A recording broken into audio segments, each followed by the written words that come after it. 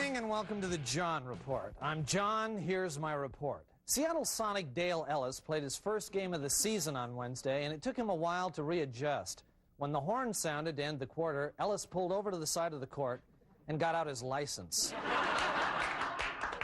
The recent death of multimillionaire Armand Hammer created protests in Tacoma, where kids claimed they had tickets to his upcoming rap show and wanted refunds.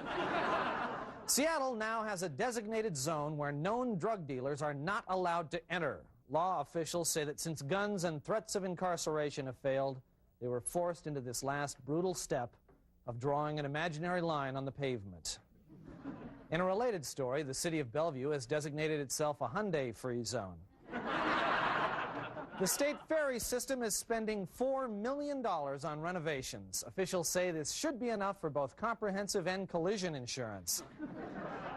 There will soon be cellular phone service from Vancouver, British Columbia to Portland, Oregon. It's for people who love I-5 so much they want to talk about it all day. Northwest Airlines is buying part of Hawaiian Airlines. A spokesman said that Northwest pilots wanted a chance to sample some tropical drinks.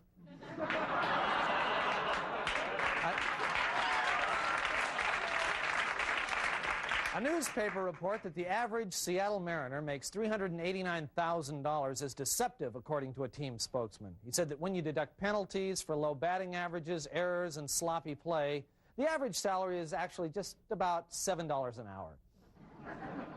The Soviet Union may sign a contract to build some parts for the Boeing 777.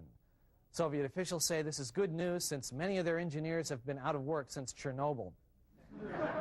The Soviets were hesitant to ask for the deal at first because Russian industry is plagued with indifferent managers and a labor force that shows up drunk, works for a few hours, and then sits around all day.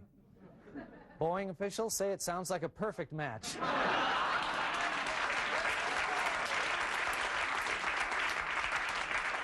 When work begins in the mid-90s, the Soviets will be put in charge of making the part that gets blamed whenever there's a crash. Boeing also celebrated the completion of the 100th 747-400 this week with several buckets of champagne. Then everybody went back to work. The next day, Boeing announced that the 101st 747 will be a special edition, with both wings on the same side and the words, "Lockheed bites it," spray-painted on the tail. This has been the John Report. Thank you, and good night.